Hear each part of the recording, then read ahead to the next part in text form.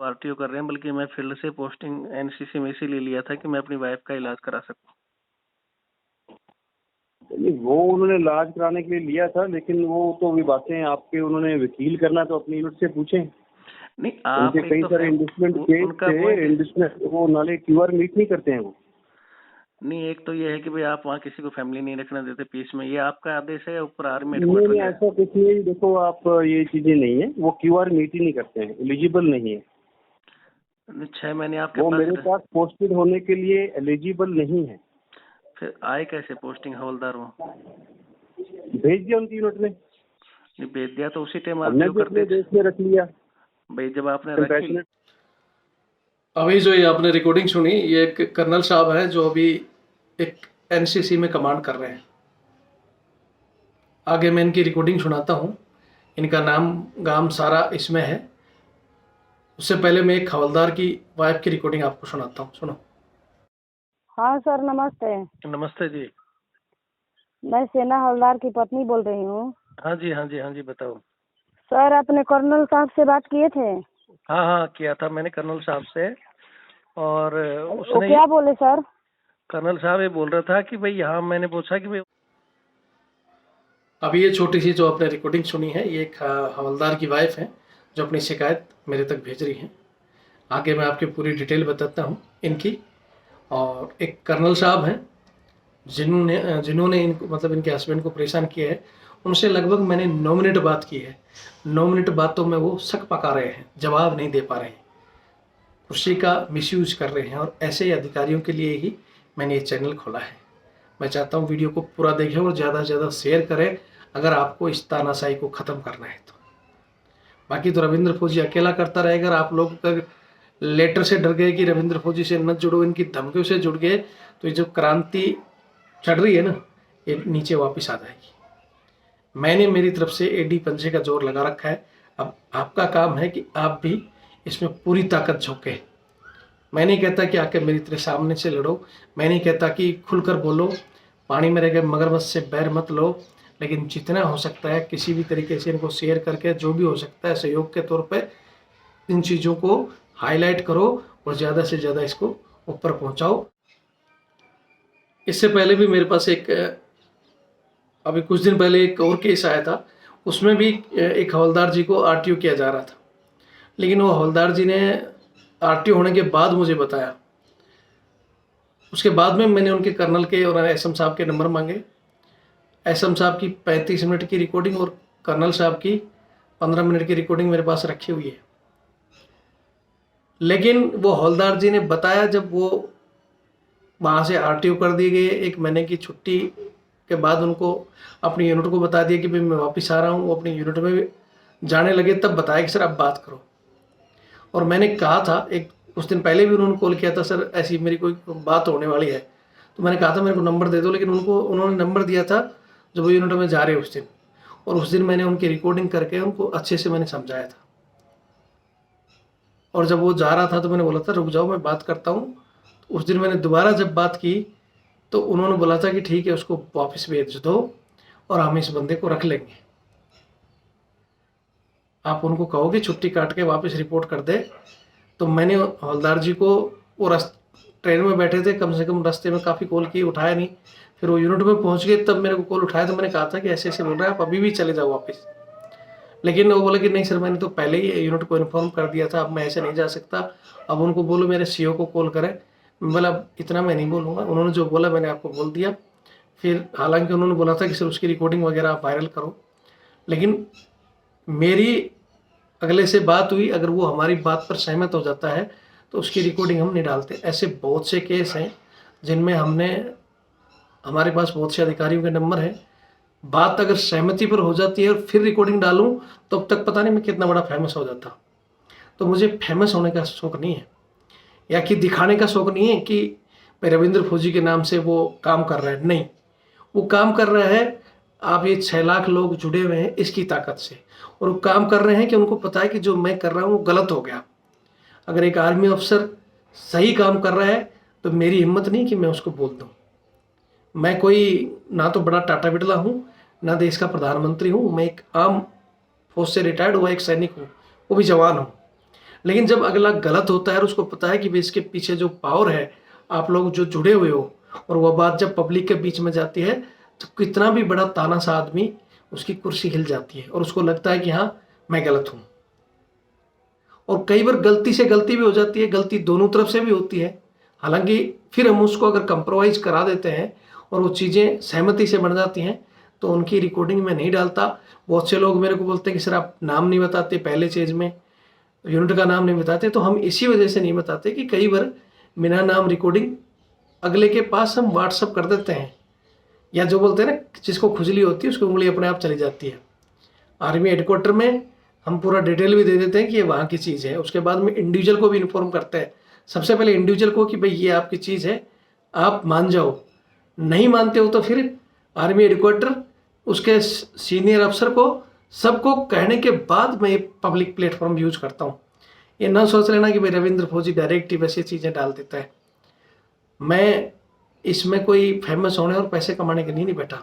हाँ, मैं कई बार लोग कहते भी है कि पैसे मांगते हो, ये करते हो, तो वो मेरी ज़रूरत है। जब हम कभी धरना देते हैं इस चैनल को बढ़ावा के लिए और बहुत सी ज़रूरतों के लिए, कहीं गाड़ी लेके आना जाना, तो वो मैं भी भाई टाटा बिरला नहीं हूँ कि भाई रविंद्र फौजी अपनी पेंशन से लगाए या कोई मेरे फैक्ट्रियाँ चल रही हैं।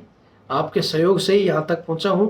हाँ, आज अगर मैं मेरे घर के लिए बोलूँ कि मेरे घर का एक काम करना है फलाना, वो गलत है। मेरे दादाजी फौज से रिटायर्ड है, मेरे पिताजी भी आज पेंशन ले रहे हैं, मैं भी पेंशन ले रहा हूँ, और घर स्थिति से मेरे को किसी चीज़ की ज़रूरत नहीं, अपने जगह में फिट फॉर हूँ। हाँ, लेकिन सरकारी जब काम आते हैं, कहीं से इधर उधर से जाना हो, धरने देने हो, उसके लिए जेब से रविंद्र फौजी नहीं लगाता। उसके लिए मैं सहयोग आप लोगों से मांगता हूँ। जो सहयोग कर रहे हैं उनको सल्यूट, जय हिंद, धन्यवाद। जो नहीं करते हैं, सुनकर वीडियो को यहीं छोड़ देते हैं, उनका भी धन्यवाद। वो कम से कम यहाँ तक देखते हैं। कुछ एंटी पॉइंट्स भी इसमें करते रहते हैं, तो उनसे वो बोलते हैं ना, जैसे मस्त हाथी की चाल कुत्ते के भौंकने से नहीं बिगड़ती, बल्कि कुत्ते भौंकने से बाकी लोग भी देखते हैं कि हाँ हाथी जा रहे हैं। तो उन कुत्तों को तो भौंकने दो जो हमारे साथ हैं, जो इस चैनल का सहयोग करना चाहते हैं। वो चाहते हैं कि भाई रविंद्र फौजी इसी तरह कार्य करता रहे, और जो ये कमियां हैं इसको ठीक करने के लिए कोई अच्छा काम करें। तो सहयोग करना चाहते हैं तो मैं आज भी नंबर दे रहा हूँ। बाकी वीडियो को पूरा देखें और ज़्यादा से ज़्यादा शेयर करें। ये मेरा नंबर है 82 90 35 45 13। ये मेरा फ़ोनपे, गूगल पे, पेटीएम सबसे जुड़ा हुआ है, और व्हाट्सएप और कॉलिंग नंबर भी मेरा यही है। मैंने बता दिया। जो जुड़े हैं, जो व्हाट्सएप पर हमें भेज देते हैं कि सर हम आपसे जुड़े हुए हैं, आपका वीडियो देखते हैं, आपकी सहायता भी करते हैं, तो उनके नंबर मेरे पास सेव हैं। ज़रूरी नहीं कि पैसे से सहायता करने वाले के, सिर्फ जो बोलते हैं कि भाई सर मैं पैसे नहीं, मैं आपके वीडियो ज़्यादा से ज़्यादा लोगों तक शेयर करता हूँ, चर्चा करता हूँ, उनके नंबर भी सेव हैं। और उनके लिए कभी भी कॉलिंग करेंगे 24 घंटे में उठाऊँगा। बाकी के लिए मैंने बताया हुआ है सुबह 8 से 10, उसके बाद में मेरी मर्जी होगी तो उठाऊँगा, नहीं तो नहीं उठाऊँगा। जिनके जुड़े हुए हैं, चाहे वो रात को 12 बजे, 4 बजे, जब भी कॉल करेंगे, मैं जगह रहूँगा, फ्री रहूँगा तो उठाऊँगा, नहीं तो मैं बैक कॉल करूँगा। ये मैंने पहले भी कहा था, आज भी कह रहा हूँ। ये ऊपर मेरा उसका SBI का अकाउंट नंबर है 612 642 33 600। IFSC कोड इसमें दिया हुआ है रविंदर सिंह के नाम से।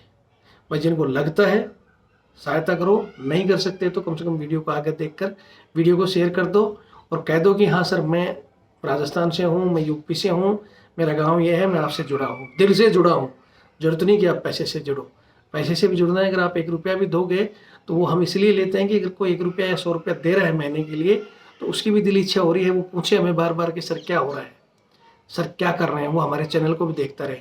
बाकी तो जो बोलते हैं ना कि झूठे जयकारे में कभी देख लिया तो देख लिया, या खुद का काम पड़ गया तो सर कल परसों जैसे एक कॉल आया, छोड़ो, खैर बताने वाली चीज़ नहीं, वीडियो लंबा हो जाएगा। वीडियो को देखें, शेयर करें, और कोई भी चीज़ होती है हमारे इस नंबर पर, किसी दूसरे की समस्या हो रही है तो कम से कम वो भेजो। सबसे बड़ी खुशी होती है जब कोई दूसरे की समस्या हमारे पास भेजता है। खुद फंसने के ऊपर नहीं कि आज मैं फंस गया तो रविंदर सर को बताऊं, और नहीं तो बाकी मेरा भाई मार खा रहा है, मर रहा है, उसको नहीं देख के आंख बंद करने वाला वो हमें पसंद नहीं। जय हिंद,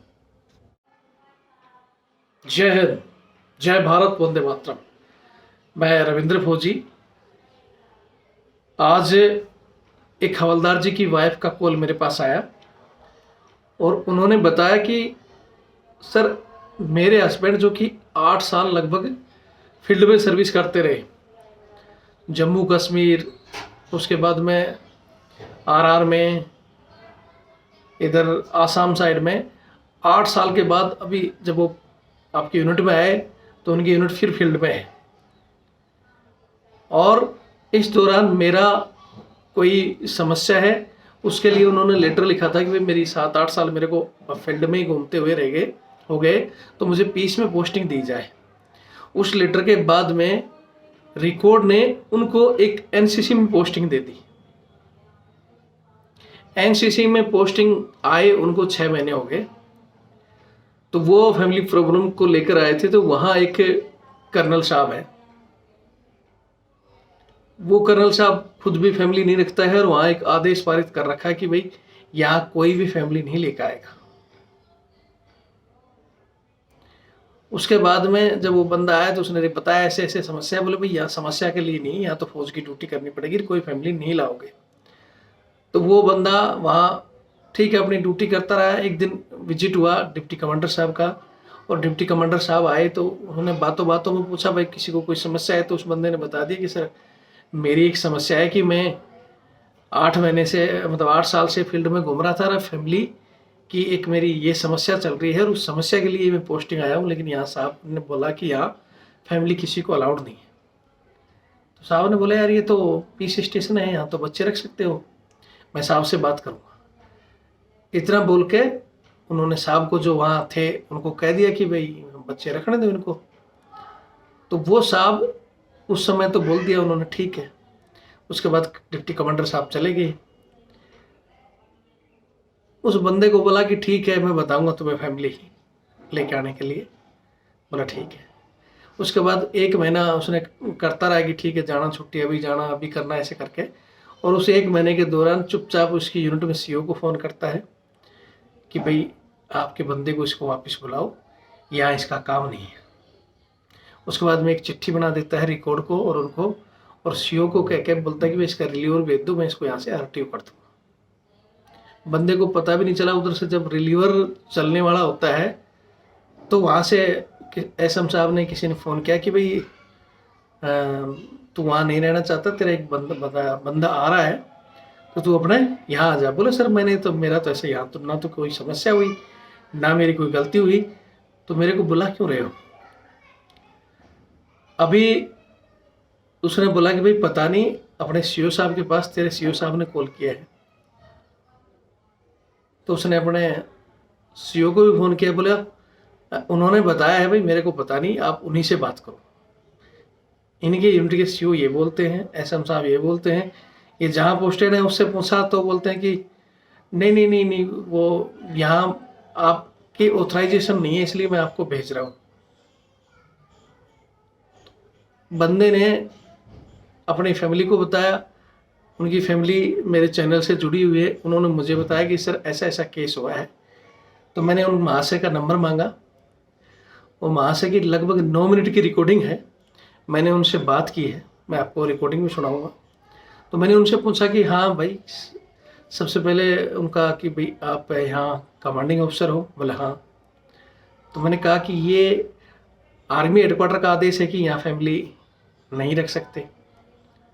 बोले नहीं मेरा तो ऐसा कोई आदेश नहीं है। मैं बोले फिर आपने बंदे को 6 महीने फैमिली प्रॉब्लम की वजह से पोस्टिंग आया था, उसको लाने नहीं दिया। नहीं बोले मैं तो उसको भेजने वाला था फैमिली के लिए। अच्छा ठीक है, फिर भेजने वाले थे तो आपने उसका आरटीओ का आदेश कर दिया, उसकी यूनिट के सीओ को फ़ोन करके कि इसकी बदली करो। क्यों?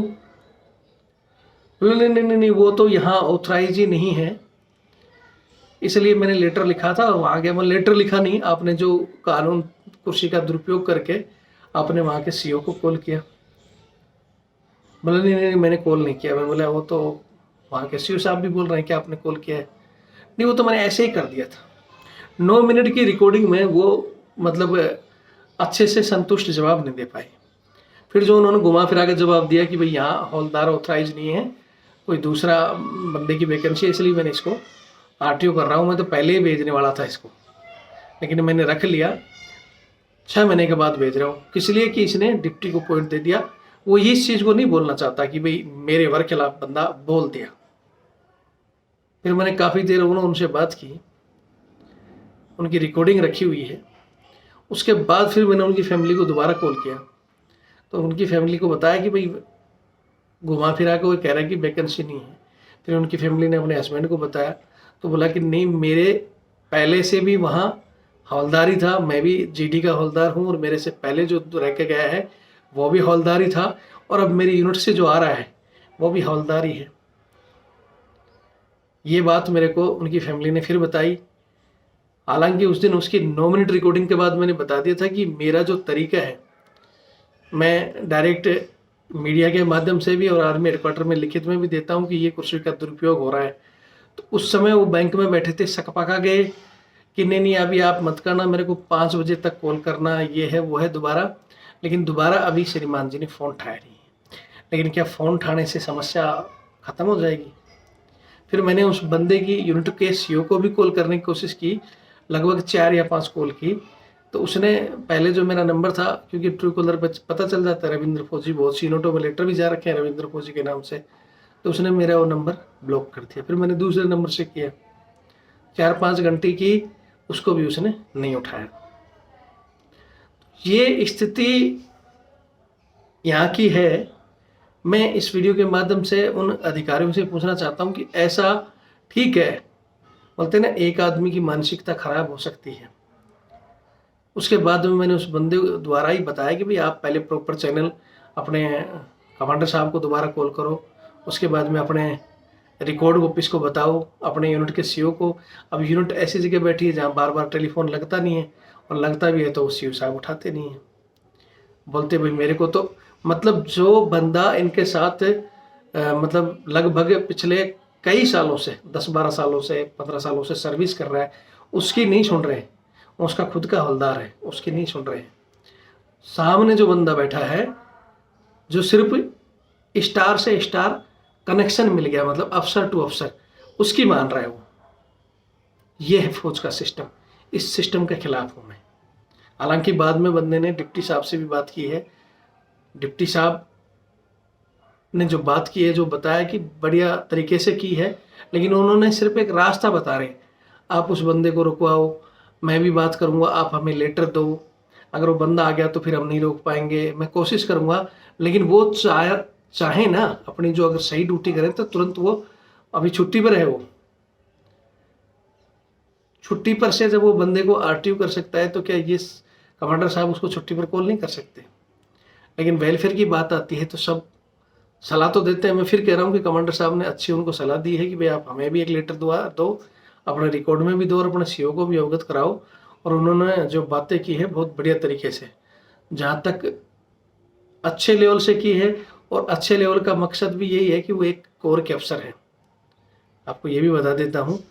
और कोर के अफसर में जो थोड़ा सा, चाहे वो पढ़े लिखे हिसाब से समझो या कोर में जो डीलिंग होती है उसके हिसाब से सोचो, कि उसमें थोड़ा सा तमीज़ होती है बात करने की भी और जवानों की समस्या सुन के।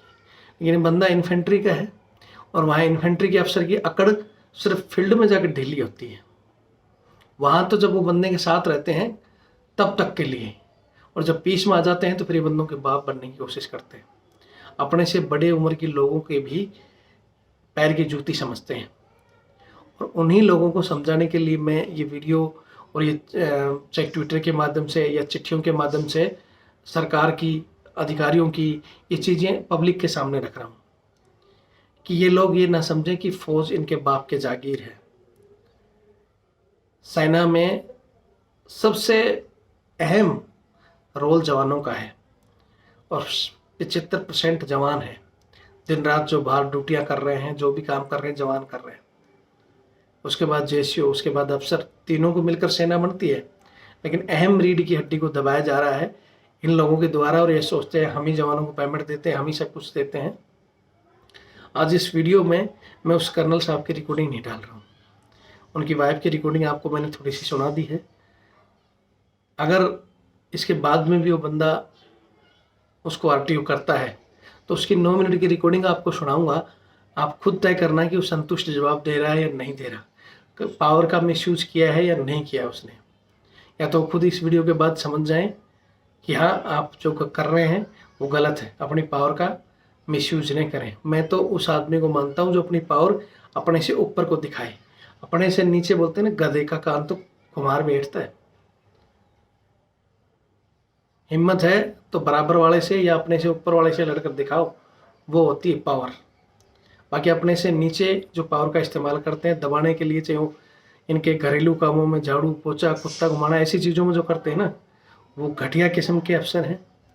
और वो घटियापंथी छोड़ दें समय रहते तो ठीक है, नहीं तो एक दिन आपकी जो इज्जत है ना, वो लोग थूक कर भी नहीं करेंगे, मुंह पे थूकेंगे आप पे, जो पब्लिक को धीरे धीरे आपकी असलियत सामने आ रही है। तो मैं चाहता हूँ वीडियो को ज़्यादा से ज़्यादा शेयर करें ताकि उस अधिकारी तक पहुँच जाए। जय हिंद, जय भारत, वंदे मातरम।